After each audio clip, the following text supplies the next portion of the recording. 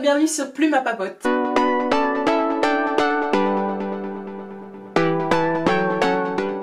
Je vais peut-être enfin vous réussir à faire une vidéo nette et claire, sans flou artistique pas voulu dans cette vidéo. On croise les doigts. D'abord, avant de commencer la vidéo, je voulais vous remercier pour votre patience sur les dernières vidéos par rapport à mes problèmes de réglage technique qui m'ont moi agacé pendant le montage, donc j'ose pas imaginer pour vous. Et je voulais surtout vous remercier pour vos abonnements toujours plus nombreux ainsi que vos petits commentaires tout gentils et tout mignons. La chaîne prend de l'ampleur et c'est toujours chouette.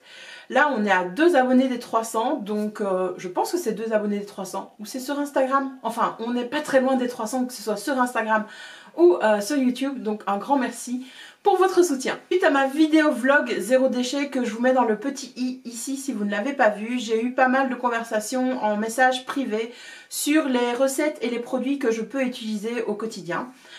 C'est pourquoi j'ai donc pensé que ce serait bien de me focaliser dans cette vidéo pour que ce soit pas trop long uniquement sur la vaisselle et revenir sur certains grands principes. D'abord, mon premier conseil pour la vaisselle zéro déchet, c'est de revenir aux bases de la base de la base. Et donc si vous faites la vaisselle à la main, ça va peut-être être votre choix parce que parfois on dit qu'on consomme moins en faisant la vaisselle à la main, ou au contraire on a des gens qui nous disent qu'on consomme moins en faisant la vaisselle avec le lave-vaisselle. Faites vos comparaisons, moi j'ai pas la vérité vraie, la science infuse, je n'en sais rien. Personnellement je fais un mix des deux, il y a certaines choses que je lave à la main et il y a des choses qui vont au lave-vaisselle. Qu'est-ce que j'utilise justement pour laver cette planche en bois? Eh bien 2 choses. Petit, qui est donc une brosse de l'ami suédois hein, qu'on connaît bien. Et que j'ai encore, il y a des alternatives zéro déchet sans plastique hein, qui sont bien mieux que ceci. Mais j'ai acheté cette brosse avec la petite ventouse qui colle pas. Hein. Je l'ai acheté il y a, je pense lorsque j'ai pris mon premier appartement.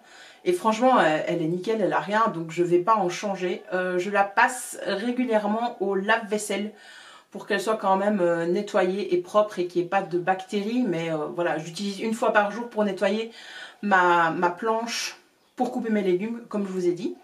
Ensuite, quand j'ai commencé ma démarche zéro déchet et donc produit d'entretien fait maison, je me suis penchée sur la façon de faire mon propre produit vaisselle. Ça fonctionnait pas très bien, donc j'ai consommé des produits vaisselle et liquide vaisselle écologiques. Le dernier que j'ai acheté, c'est celui-ci. Je pense que ça fait 1 an et demi que je l'ai sous mon évier, il est fini, c'est un bidon vide que je garde parce qu'il est consigné en fait. Et je peux que vous recommencer cette marque si vous ne voulez pas faire votre produit vaisselle vous-même ou si l'alternative que je vais vous proposer ne vous convient pas. Donc c'est un liquide vaisselle, c'est Wallow Wash, je crois que ça s'appelle comme ça, enfin wow. Et en fait avec ce flacon, une fois que vous l'avez, vous allez en magasin. Magasin bio très souvent, mais je sais que certains Carrefour Market en ont aussi et vous sélectionnez sur une machine en fait le type de produit que vous voulez, le liquide vaisselle, la poudre, enfin pas la poudre à lessiver mais le liquide pour la machine à laver, etc. Vous appuyez, ça vous fait le produit, le mélange devant vous et vous repartez avec votre flacon rempli. Donc ça peut être pourquoi pas une bonne alternative. Moi j'ai gardé donc la vidange ici, pas pour la remplir, mais je pense que je vais la refiler à quelqu'un qui utilise ce produit tout simplement. Ou pourquoi pas moi stocker un autre produit dedans. Et donc qu'est-ce que j'utilise pour faire ma vaisselle? Ça a été souvent ma question. Est-ce que j'avais une recette de produit vaisselle qui convenait bien? Non, j'en ai pas. J'utilise donc ma brosse comme ceci et j'utilise un bloc de savon tout simplement. Si vous avez du savon de Marseille, ça marchera parfaitement bien. Moi j'utilise le pain savon que j'utilise pour mes mains, pour frotter mes mains, parce que je pars du principe que si je veux le mettre sur ma peau pour enlever les virus, les microbes, la saleté, etc. et qu'après je vais me toucher le visage, enfin ça doit être bon aussi pour ma vaisselle que je rince. Donc voilà, j'utilise tout simplement mon pain de savon comme vous êtes en train de le voir à l'instant dans mes images de la vaisselle. N'hésitez pas en tout cas à récolter votre eau de vaisselle, donc gardez dans une bassine et puis après arroser vos plantes. Si vous utilisez donc un produit totalement safe pour l'environnement, il n'y a pas de problème, on peut donner cette eau après à ses plantes. Sans aucun souci. Pour la deuxième partie où j'ai eu pas mal de questions, donc c'est pour le lave-vaisselle. Alors tout d'abord, posez-vous d'abord la question avant d'en acheter un, est-ce que vous avez vraiment besoin d'un lave-vaisselle?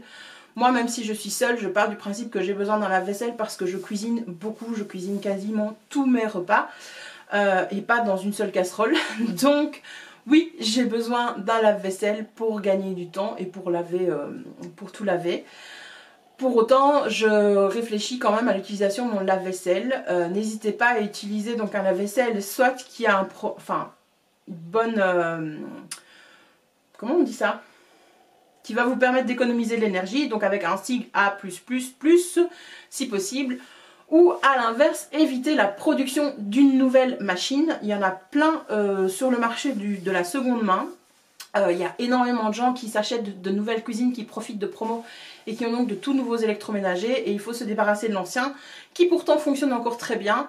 Mais voilà, ils vont recevoir un nouveau lave-vaisselle par leur fournisseur. Donc pourquoi pas essayer d'en trouver un en seconde main. Ça peut être ça ne peut être que très bon pour la planète de toute façon, quoi.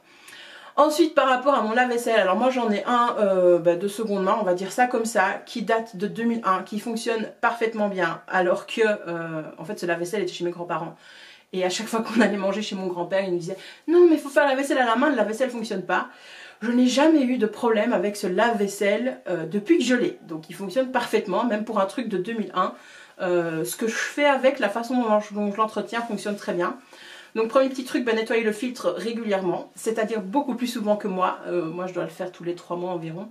C'est pas vraiment conseillé. Idéalement une fois par mois, je pense que c'est le minimum pour le filtre du lave-vaisselle. Ensuite, n'hésitez pas à mettre du vinaigre dans votre lave-vaisselle pour le nettoyer de temps en temps. Donc moi je prends tout simplement une tasse une tasse que je remplis de vinaigre en entier et je fais tourner dans le lave-vaisselle avec seulement ça pour le nettoyer. Et vous verrez vraiment la grosse différence. Nettoyer les joints aussi régulièrement, etc. Ça ne fera que prolonger la durée de vie et également l'efficacité de votre lave-vaisselle. Ensuite, je passe à ce qui vous intéresse, les produits qu'on utilise en mode zéro déchet. Vous savez que dans un lave-vaisselle, quand on achète des tablettes toutes faites en grande surface, c'est souvent des tablettes all-in-one. Donc il y a 3 produits en fait, le liquide pour nettoyer la vaisselle, la partie liquide de rinçage et le sel qui, je sais pas à quoi ça sert, mais il y a du sel également. Donc il faut remplacer ces 3 produits là. Pour le sel, achetez tout simplement du gros sel comme je vous ai dit dans ma vidéo vlog. Moi avec 1 kg de sel, je crois que c'est 1 kg, je pense que je fais un bon mois et demi tout simplement en faisant tourner mon lave-vaisselle une fois par jour en moyenne. Donc ça fonctionne très bien.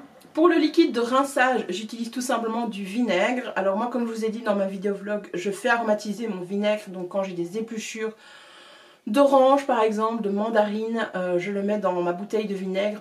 Je laisse infuser pendant 15 jours et ainsi j'ai un produit qui sent un peu moins fort que le vinaigre habituel. Ça sent bon, ça a une petite odeur d'agrumes. Mais ça change rien à l'efficacité du vinaigre habituel, quoi. Donc c'est ce que j'utilise comme liquide de rinçage, ça fonctionne nickel. Et puis à la place des tablettes lave-vaisselle, j'utilise une poudre lave-vaisselle. La recette de cette poudre vient de ce livre, La famille zéro déchet, donc, dont je vous ai déjà parlé sur ma chaîne. Donc c'est le guide de la famille zéro déchet. Je me permets de partager la recette que j'utilise et qui vient de ce livre parce qu'elle est en ligne sur leur site internet que je vous mets en lien dans la description ci-dessous, donc n'hésitez pas à aller visiter. Donc la poudre lave-vaisselle ressemble à ceci, comme je vous l'ai montré. Il y a très certainement moyen d'en faire des pastilles lave-vaisselle, mais personnellement je ne m'embête pas à faire ça. Ça me prend du temps pour pas grand chose, donc j'ai ce bocal, je mets environ l'équivalent d'une cuillère à soupe bombée dans le réceptacle poudre du lave-vaisselle et puis je mets en route le cycle éco pour consommer le moins d'eau possible. Alors pour la recette c'est par ici et c'est assez facile, il vous faut 4 ingrédients absolument. Tout d'abord du percarbonate de soude, c'est un agent blanchissant en gros, il va falloir une cuillère à soupe. Il vous faudra aussi 2 cuillères à soupe de cristaux de soude. Alors ne prenez pas les cristaux de soude, vendus en grande surface. Ce ne sont pas des cristaux de soude concentrés, ils sont un petit peu humides et donc ça va faire précipiter votre mélange et réagir bien avant l'utilisation. Donc ce sera très peu efficace. Et puis le fait que le mélange réagisse avant, ça risque d'être dangereux pour vous parce que là on fait quand même de la chimie. Donc même si c'est une recette ultra simple, faites quand même attention à ce que vous faites. Ensuite il vous faut également 2 cuillères à soupe de savon de Marseille en copeaux. Soit vous prenez un gros bloc de savon de Marseille que vous râpez vous-même ou alors vous achetez des copeaux tout faits. Et le dernier ingrédient, c'est 2 cuillères à soupe d'acide citrique. On mélange bien dans le bocal. Attention, donc il y a des émanations qui peuvent sortir, donc faites attention à ça. Si vous voulez, vous pouvez ajouter 2 à 3 gouttes d'huile essentielle de menthe dans le compartiment de la machine donc dans le lave-vaisselle, si vous voulez que ça ait une petite odeur. Personnellement, je trouve que ça n'a pas trop de sens. Il y a déjà le savon de Marseille qui va nettoyer. Les huiles essentielles, c'est quand même quelque chose de très efficace. Personnellement, je considère que ce sont de vrais médicaments. Donc il ne faut pas faire n'importe quoi avec. Et j'estime qu'une huile essentielle n'a pas à se retrouver dans l'eau d'évacuation, dans l'eau des égouts ou dans la nature tout simplement. C'est aussi un petit peu polluant quand même si c'est naturel, bien entendu. Ma dernière petite astuce pour le lave-vaisselle, c'est que quand je presse des citrons, pour la cuisine, peu importe, je ne jette pas directement la pulpe, enfin je ne jette pas directement mon citron dans mon compost, je le mets entier dans le compartiment à couvert de mon lave-vaisselle pour un cycle seulement, hein, une fois. Après il faut le jeter, il faut le mettre au compost bien entendu.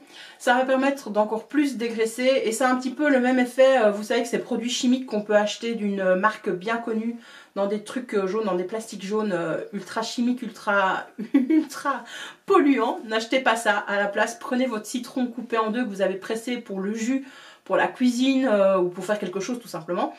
Vous le gardez, vous le mettez dans le compartiment à couvert et ça permettra de donner une espèce de fraîcheur et de nettoyer un petit peu plus votre lave-vaisselle et la vaisselle qui se trouve dedans. Voilà, j'espère que cette vidéo en mode zéro déchet et sur la vaisselle vous aura satisfait et que j'aurai répondu à toutes vos questions les plus urgentes.